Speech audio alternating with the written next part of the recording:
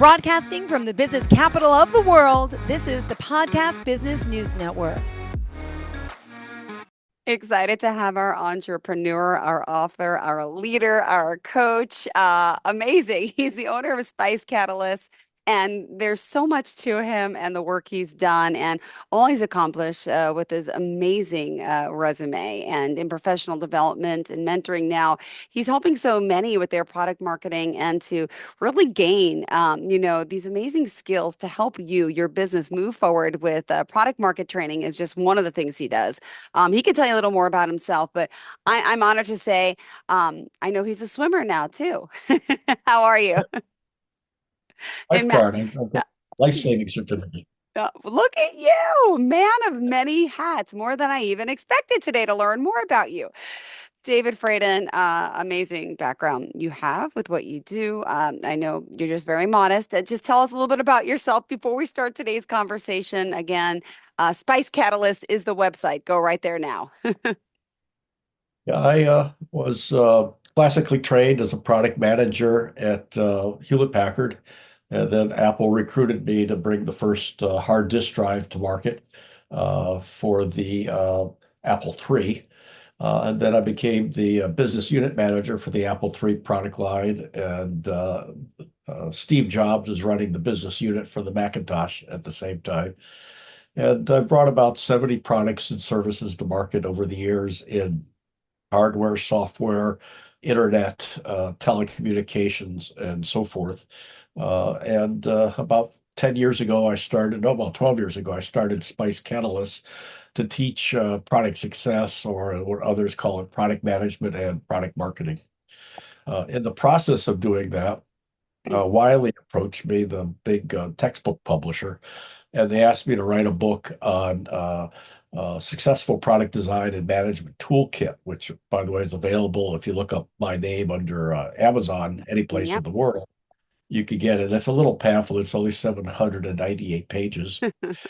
And what we've discussed in this podcast series so far is the keys to product success in terms of SPICE, which is the name Spice Catalyst. It's a mnemonic. S stands for product market strategy. We discussed that in the second episode of this series. The P stands for Yep. process, and the I stands for information. We discussed that in the third episode.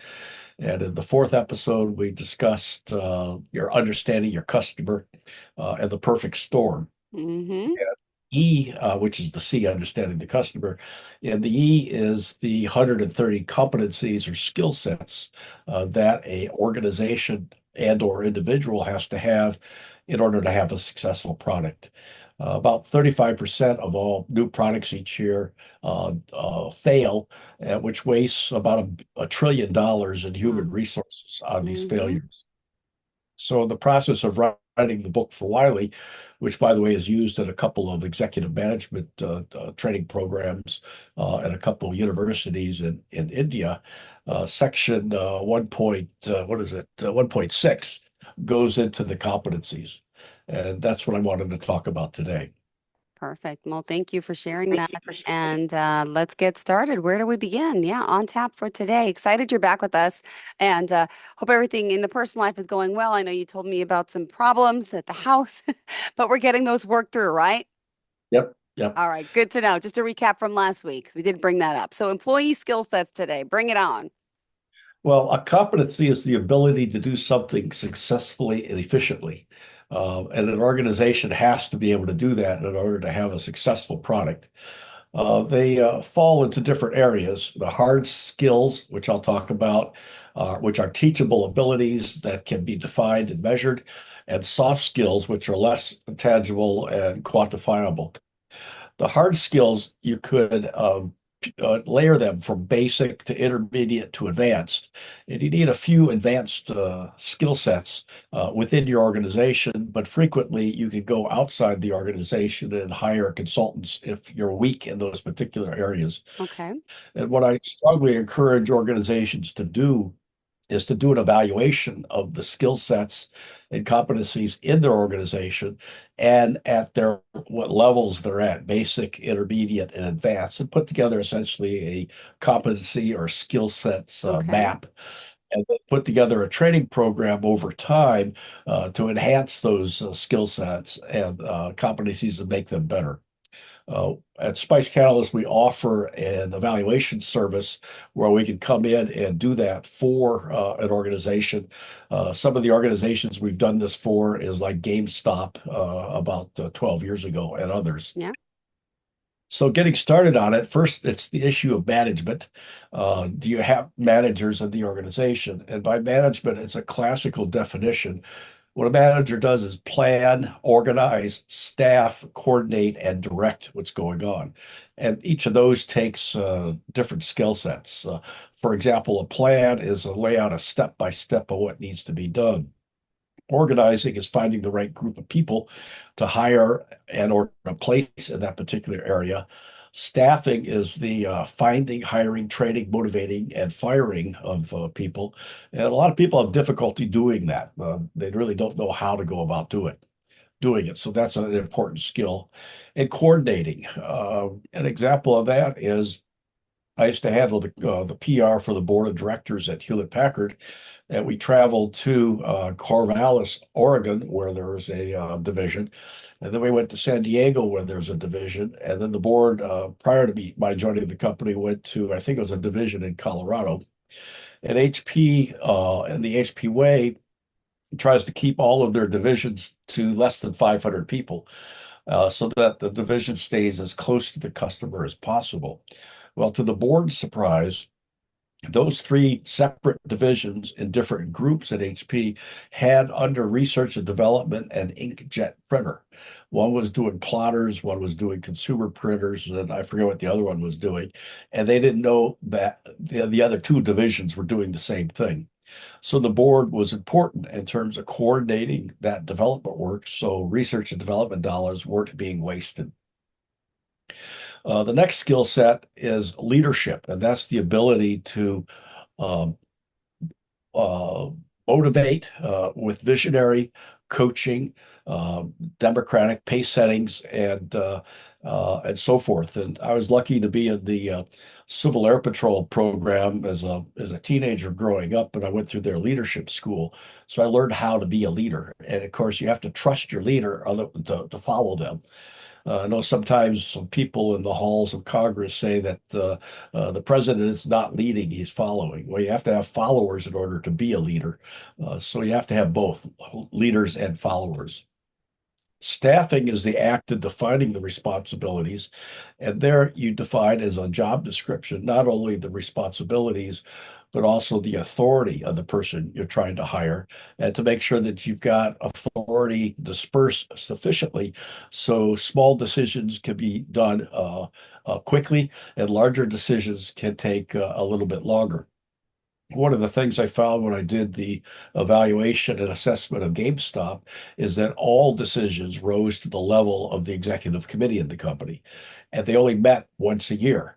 So if you had a little decision that had something to do with maybe a store or a store placement or how much they're going to move into online internet delivery of games versus having someone come in the store and get a package, the only time those decisions were made once a year. So one of the things I recommended is define what a big decision is, define what a small decision is, and either meet more frequently on the smaller divisions or do like HP does, push the decision making down into the lower levels of the organization as close to the customer as possible. Finance is another skill set, and usually there is a finance department in each company. They not only handle the money for the organization, but they also make payments to vendors and employees. Sometimes they invest, and that's a very important group that's relatable to the product success. HP always paid their vendors within 30 days because they felt that if the business got really good, a vendor will tend to go to those customers that will pay them quicker. Other companies I've worked with tries to finance their business in part by not paying their vendors or stretching out their vendors' payments to like 90 days, causing someone that has, for example, a labor-intensive business to have to carry the expense of that labor for 90 days before they get paid. Okay. Marketing is another key skill set. We'll talk about that in more detail in a few moments. Um, One of the key things that I like to talk about is in the sales area. If the sale of your product is what's called a consultative selling, then it's broken into four parts. Okay. First, it's a lead. That's just a name of someone that maybe, perhaps someday, uh, maybe, hopefully, someday may purchase your product or service. Then you qualify it, and this determines that they have a real need, that they have a budget to buy it, and they have some level of urgency and somehow involved in the qualified lead.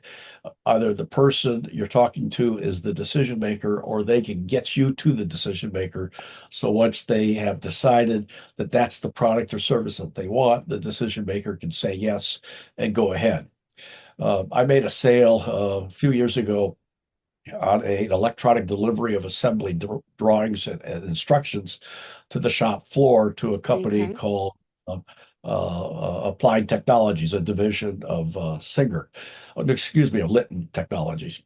And the VP of manufacturing wanted this electronic delivery to the floor of the assembly instructions because there was constant changes going on in the product. The product was a detector that was put on a Air Force or Navy airplane, and it could detect a missile getting fired at Wow. them. Well, the our other countries like China and Russia or the USSR at that time was constantly Hmm. changing how their missiles would operate. So this radar detector would have to get updated frequently, and thus the product had to be changed on the shop floor. So he said, yes, I wanted to buy this $150,000 system, Yep. but that company required 48 other signatures throughout the company. So I made the sale, but then I spent the next 6 months talking to the other 40 decision makers in order to make the get the final purchase order. So understanding the qualified is as a prospective customer is important. The third part, and each of these three parts typically take about 25% of the overall effort, is you convert them to a prospect. Uh, you understand what their needs are, your product or Hmm. service satisfies the needs, and you give them a proposal. And then you got to go through the close. I sold a recommendation system to Sears for the Sears.com and Kmart.com websites about 15 years ago. And after I made the sale to those division managers, the uh, uh, the insurance department jumped in and insisted that we have insurance on it. And I had to explain that there's no risk there. So you don't really Yeah. need insurance on software. And but then the purchasing department says, Wow. "Oh, the only reason we'll buy this is if you give us 15% of the stock of the company." Oh, It was like a $15 million deal. So that had may need to have to get other people yeah. involved, put together a written agreement, and finally we nailed all those things down before we could close on the purchase. So most people don't understand that, and that hence they're not successful in the sales part of the area. Another area that you have to have people that are competent in is called business development. And they're different from the salesperson in the sense that they occur before an actual purchase is made. And they try to develop and understand what the customer's needs are. And in some cases, they may help direct Hmm. develop a product to specifically map in to the customer's needs, which leads to a future sale. Account development is after the sale has been made, if there's other divisions that could use the same product or service, then you spread out throughout the organization. Like at that time, back in 2007, 2008, Sears had 140 different operating divisions with 140 different websites. So as a result of making that one sale to the Sears.com, I was able to spread out to the other divisions and make additional sales.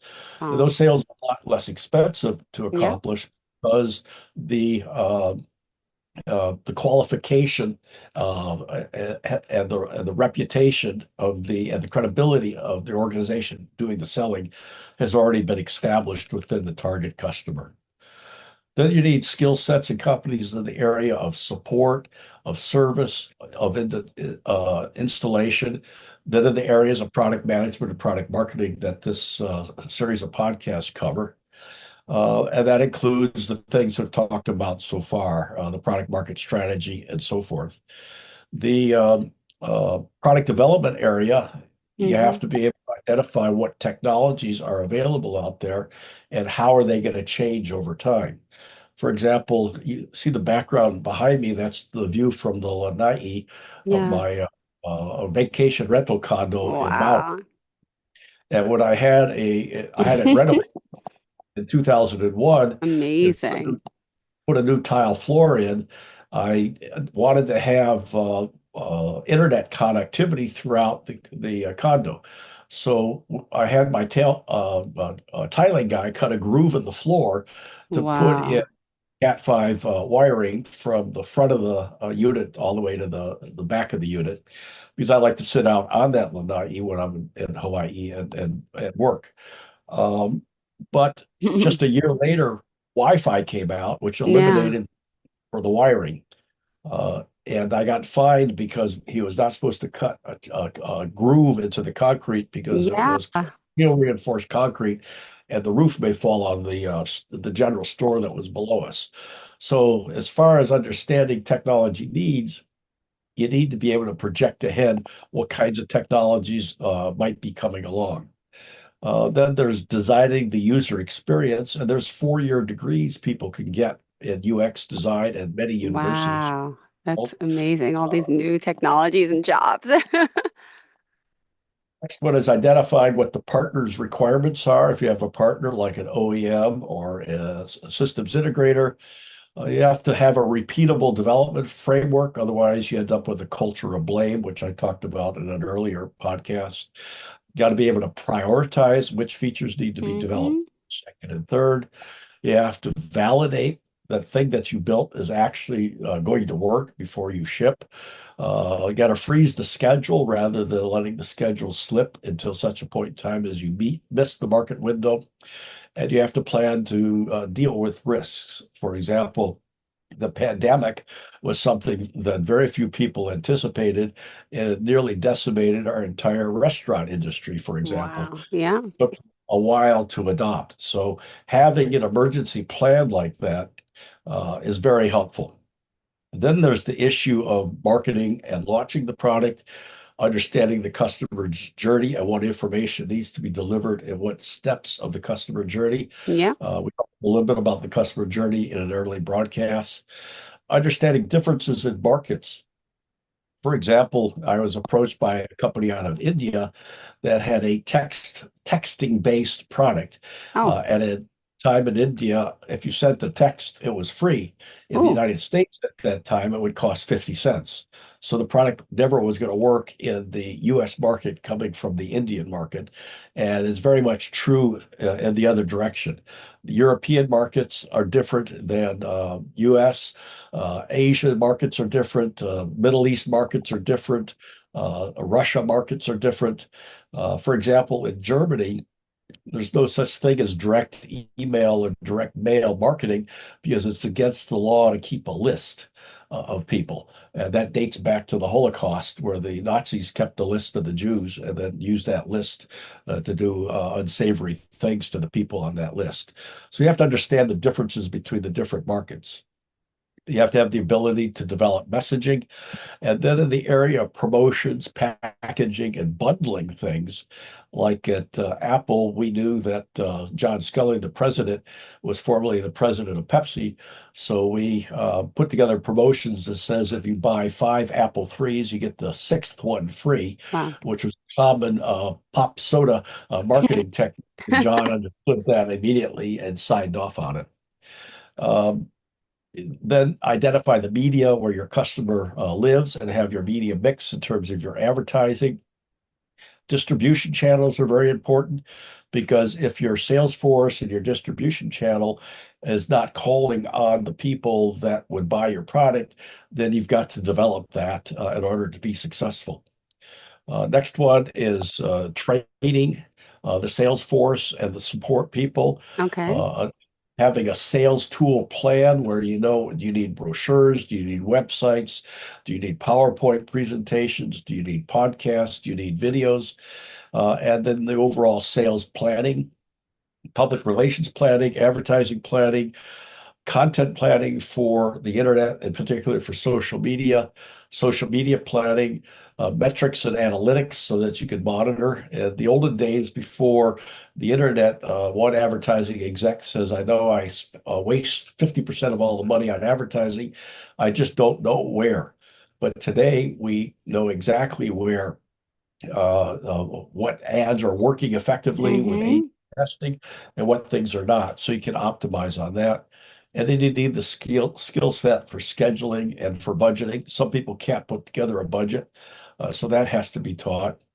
And then in operations, warranty, order fulfillment, supply channels. And lastly is the soft skills, things like teamwork.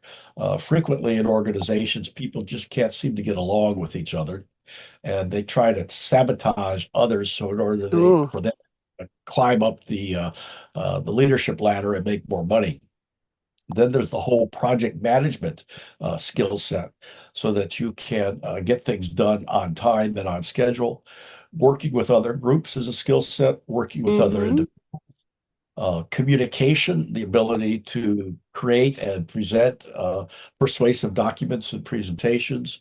And then there's negotiation, how to negotiate, and mediation. Time management is important. Every Okay. morning I get up, I make a list of what I hope to do that day, and it gives me great pleasure to cross things off the list. Interpersonal and organizational dynamics, I excelled at that, had a course in that at University of Michigan Business School. And with that in mind, I was able to become an environmental mediator and help mediate disputes in Minnesota because I understood interpersonal and organizational dynamics. And then tool use, things like Microsoft Word, Microsoft PowerPoint, and so forth, you need to be able to do. So that's about it of the high-end approach to the 130 skills or competencies that I've identified. And like I said, my book, Successful Product Design and Management Toolkit, in section 1.6 goes into more detail on each of them now that everybody's exhausted listening to them. Beautiful. No, no, this is amazing. You're on a roll. We still have a few more minutes. Did you want to add? Let's preview what's to come, and if anything else you want to add, obviously. Well, I hope folks can send me an email at dave@spicecatalyst1word.com with questions they have from these first seven podcasts so that we have content to do for the eighth one next week. If not, I'll think of something that we'll talk about. I'm sure I think you will. we might talk about how Zuckerberg, Mark Zuckerberg, views Apple and how he has confused culture with product development, with fail fast, and those kinds of things, and how he thinks he's going to compete with Apple in 5 years, and how he doesn't have a chance at it because he doesn't understand some of the key principles that we've been talking about the last 7 weeks. Beautiful. Thank you so much. Great preview to come. And again, if you want to reach out, all you got to do is Google his name, but go to spicecatalyst.com. David Fradin, that's Fradin. You can get his books obviously on Amazon. Go to the website. And thank you for being here. If you're interested in working with him, please reach out. And again, looking forward to next week's conversation. Thank you so much, David. Have a great day. Bye bye.